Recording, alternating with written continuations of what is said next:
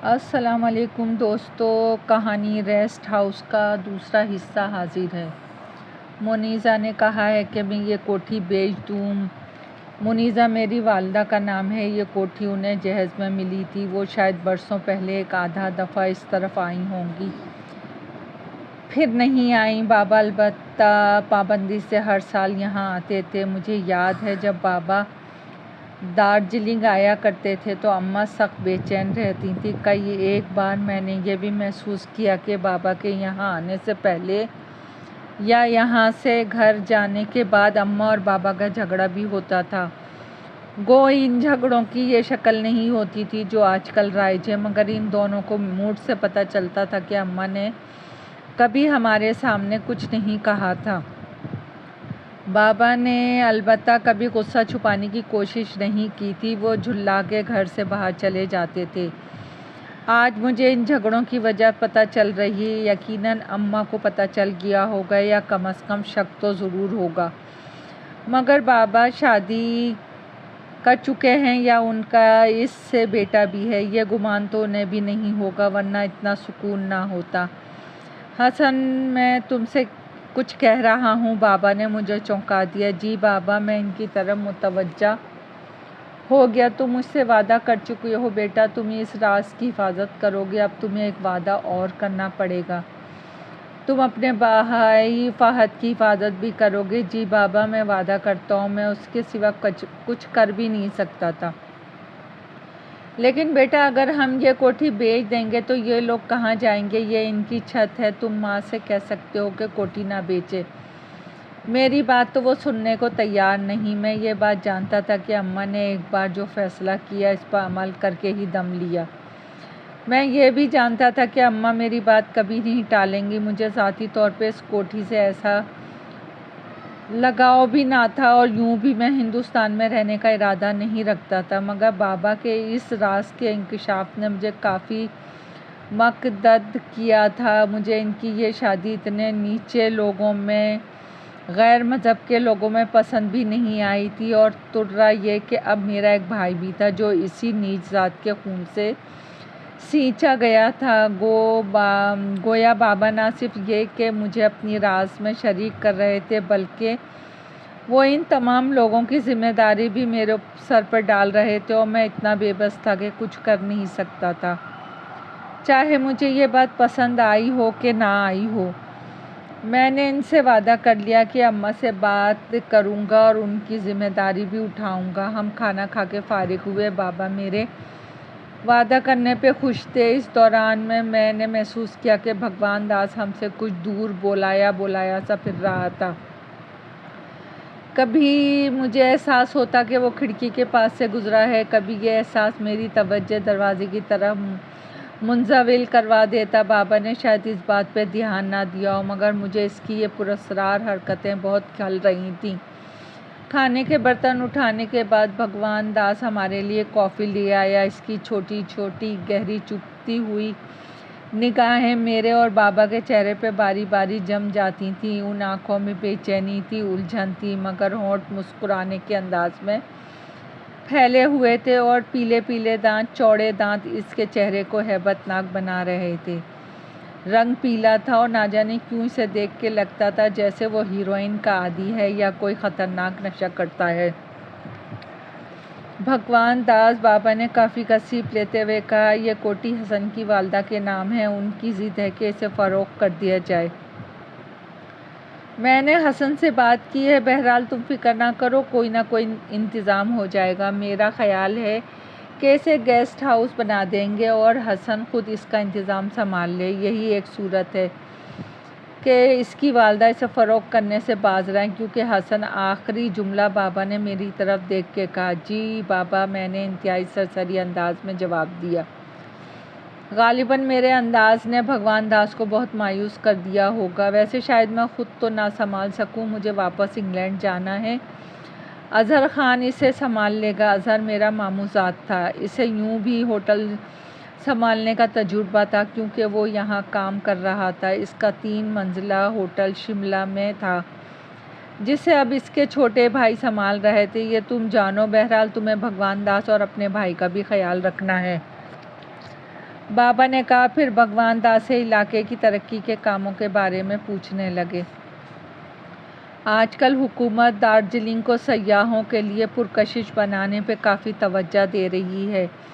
मैं उठ के बाहर चला आया। बादल मुझे छूते हुए निकल रहे थे। बारिश का मौसम था। हवा में बेइंतहा खुनकी थी। मैं टहलता हुआ जंगले तक चला आया, जहाँ इसके बाद खाई दिखाई देने वाले को खौफजदा कर देती है। पता नहीं बाबा सो गए थे या भगवान दास से बातें कर रहे थे। मैं तन्हा बैठना पसंद करता हूँ, इसलिए वहीं सीमेंट की बेंच पे बैठ गया। रात गहरी और तारीख थी। मैंने पलट के कोठी की तरफ देखा। इसके ऊपर के मंजिल पे एक कमरा, किचन और बाथरूम बना हुआ था जो खाली रहता था। भगवान दास कोठी के पिछले हिस्से में रिहाइश पजीर था। मैं पिछली बार भी इससे कह के गया था कि ऊपर का हिस्सा साफ़ करवा लो। मैं इस हिस्से को डेकोरेट करना चाहता हूँ, मगर आज भगवान दास से पूछना भूल गया। सोचा सुबह जाके ऊपर का जायज़ा लूँगा।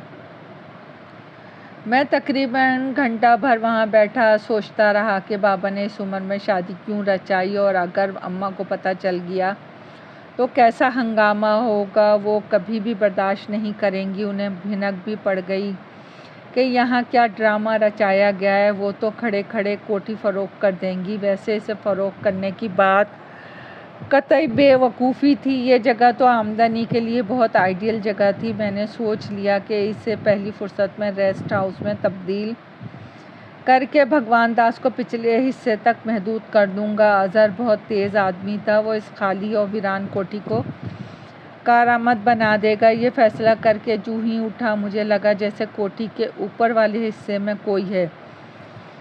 चारों तरफ धूप अंधेरा था, मगर यूं लगता था जैसे मेरे उठते ही कोई पीछे को हो गया। फिर लगा जैसे दरवाज़ा धीरे से बंद हुआ। आवाज़ साफ सुनाई दी। मैं दबे पाँव ऊपर की सीढ़ियों की तरफ बढ़ते हुए हौले हौले कदम उठाता हुआ ऊपर पहुंच गया। यहाँ ऊपर आने के लिए 2 जानिब सीढ़ियाँ बनी थीं, एक दाएं जानिब और एक पिछली जानिब। मैं दाएं जानिब वाली सीढ़ियों से ऊपर गया। यहाँ गहरे सन्नाटे ने मेरा इस्तकबाल किया। मैं वहम समझ के लौटने लगा तो चौंक उठा। यूँ लगा जैसे कोई पायल पहने पिछली सीढ़ियों से तेज़ी के साथ उतर रहा हो। मैं लपक के वहाँ गया। कोई नहीं था, लेकिन भगवान दास के घर के दरवाजे का पट हिल रहा था। कौन है? मैं ज़ोर से चीखा। अचानक भगवान दास गैस लैंप लिए बाहर आ गया। कौन है? इसने लैंप वाले हाथ को ऊपर करते हुए धीरे से कहा। फिर शायद मुझे पहचान लिया। हसन बाबू आप? भगवान दास यहाँ ऊपर कौन था? मैं पिछली सीढ़ियों से उतर गया। ऊपर कोई नहीं जाता हसन बाबू, इसने इसी धीमी आवाज़ में जवाब दिया और बिल्कुल चुप, किसी बुत की मानिंद तन के खड़ा हो गया। मैं चंद लम्हे वहाँ खड़ा रहा, फिर चला आया। इस रात शायद किसी आवाज़ ने मेरी आँख खोली थी। सामने वाली खिड़की में खोल कर सोया था, जब इस वक्त बंद थी। मैं तेज़ी से उठ खिड़की खोल कर देखा तो फिर ऐसा लगा जैसे वहाँ कोई था जो कहीं अंधेरे में जम हो गया था। कौन है? मैंने फिर आवाज़ दी। कोई आवाज़ ना हुई। मैंने गाउन पहना और बाहर निकल आया। तब फिर कहीं और किसी के भागने की आवाज़ आई। पायल के घुंघरू बज रहे थे। इस बार मैं रुका नहीं, बल्कि आवाज़ की सिमत दौड़ता चला गया। लेकिन फिर अचानक आवाज़ बंद हो गई। गहरा सन्नाटा छा गया, जो कभी किसी झिंगर की आवाज़ से टूट जाता था। मैं ठहर गया, कोई आवाज़ सुनने की कोशिश करने लगा। अचानक किसी दरवाजे के खुलने की आवाज़ से मैं चौंका। ये आवाज़ मेरी पुश्त से आई थी। मैं पलट के भागा और किसी से टकरा गया। मैंने मजबूती से इसे पकड़ लिया। क्या है? कौन है? ये बाबा की आवाज़ थी। फिर उन्होंने हैरत से मुझे देखा। हसन, क्या बात है? बाबा, यहाँ कोई था? मैंने इधर उधर देखते हुए कहा। मगर मैं तो जाग रहा हूँ। मैंने तो कोई आवाज़ नहीं सुनी, बस तुम्हारी ही आहट थी कि मैंने खिड़की से देखा और बाहर चला आया। बाबा ने भी दूर दूर तक देखा। वहम होगा तुम्हारा, जाओ सो जाओ। बाबा ने इतने वसूख से कहा कि मुझे वाकई लगा वो मेरा वहम था। मैं कमरे में चला आया। बाबा फिर अपने कमरे में चले गए। मैं कुछ देर जागा। बार बार मेरा दिल गवाही दे रहा था कि यहाँ कोई पुरस्कार सी सरगर्मियाँ जारी हैं। कुछ हो रहा है, कुछ होने वाला है। अजीब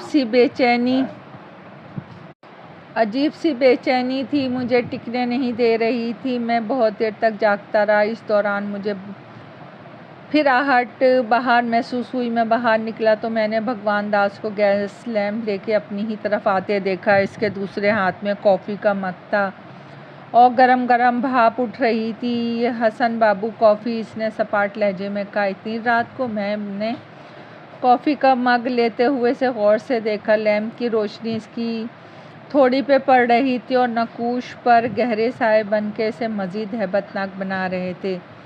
साहब ने कहा था, इसने फिर मुख्तसर जवाब दिया। मगर तुम तो, मैं आप लोगों की आवाज़ सुनकर देखने आया था, क्या बात है?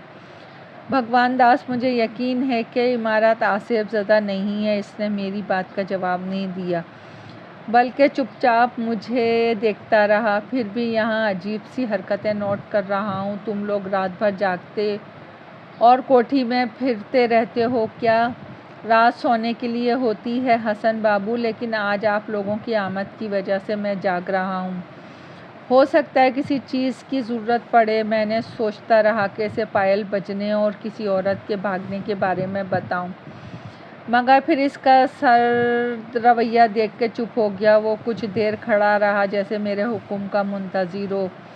फिर मैं मग लेके अंदर जाने के लिए मुड़ गया। अंदर जाकर मैंने दरवाज़ा बंद कर लिया। वो इस वक्त तक वहीं खड़ा रहा जब तक मैंने अंदर जाके दरवाज़ा बंद नहीं कर लिया। फिर शायद मुड़ गया। मैंने रोशनी को दूर जाते हुए महसूस किया और मुझे ख्याल आया कि इसके कदमों की आहट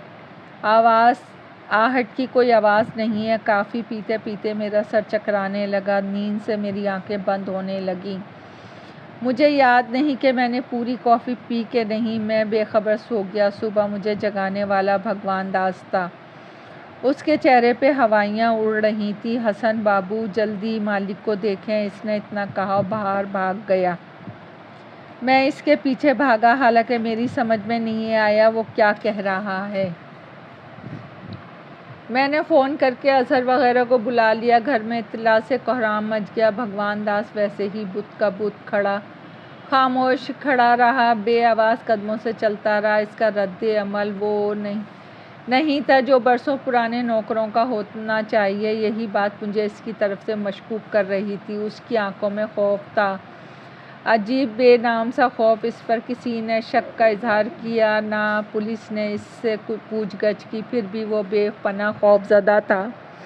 हर आहट पे चौंक उठता, बाज़ औक़ात तो उछल पड़ता। मैंने भी किसी शक का इजहार नहीं किया। सच्ची बात यह है कि बाबा को ऐसी भी ख़तरनाक बीमारी थी कि डॉक्टर जवाब दे चुके थे।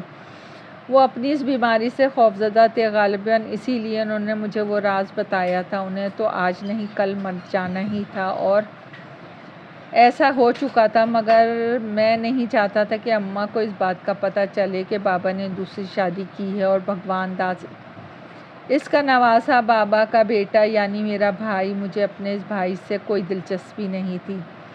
मुझे तो इसे देखने तक की ख्वाहिश नहीं हुई। मेरा ख्याल था कि भगवान दास ने अपनी बेटी के लिए बाबा को फंसाया होगा और वो इसमें कामयाब भी रहा होगा। अब वो बच्चा इसकी ज़िम्मेदारी था, मेरी नहीं। मैंने सोच लिया कि मैं इस राज से अनजान बन जाऊंगा और कोठी को अज़हर खान के हवाले करके इन लोगों को निकलवा दूंगा। मैंने वही किया। बाबा की मौत के बाद ही अज़हर को कोठी के बारे में बताया, इसे लेकर आया। इसने इस जगह को बहुत पसंद किया। यहाँ रेस्ट हाउस की प्लानिंग की। मुझे इंग्लैंड जाना था। जाने से पहले मैंने अज़हर से कह दिया वो जितनी जल्दी हो सके भगवान दास और इसकी बीवी को निकाल कर यहाँ का इंतज़ाम खुद संभाल ले। फिर मैं इंग्लैंड चला गया। अज़हर से फ़ोन पर भी राब्ता रहा और ख़त व किताबत भी होती रही। इसके राब्ते से मुझे पता चला कि इसने रेस्ट हाउस मुकम्मल कर लिया है, इंतज़ामात भी संभाल लिए हैं। सयाहों ने वहाँ रहने को पसंद किया और बड़ी तादाद यहाँ आके ठहरती है। भगवान दास वगैरह को इसने 1 महीने की एडवांस तनख्वाह और कुछ सामान देके कोठी से रुखसत कर दिया। मैं मुंतज़िर था शायद अज़हर मुझे बताए कि भगवान दास मुझसे मिलना चाहता है, मगर ऐसी कोई बात नहीं हुई। गोया भगवान दास ने अज़हर को कुछ नहीं बताया। इसी बात ने मुझे मुतमईन कर दिया। शायद साल भर गुजर चुका होगा कि अज़हर के ख़त ने मुझे हिरासा कर दिया। इसने लिखा था कि कोठी में आसेब सयाहों के साथ कई हैबतनाक वाक़यात हुए हैं और ये तमाम